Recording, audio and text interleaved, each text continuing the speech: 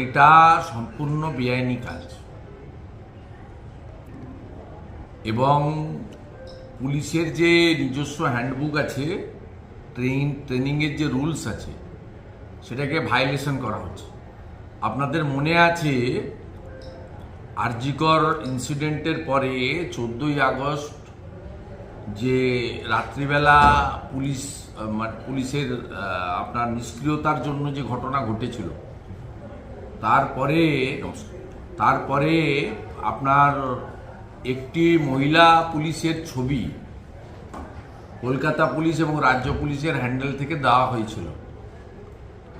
সেই মহিলা পুলিশ তার ট্রেনিং সমাপ্ত না হওয়ার পরেও তাকে কিন্তু ওই দিন মিডনাইটে 14th আগস্ট আপনার ডিউটিতে আরজি করে পাঠানো হয়েছে।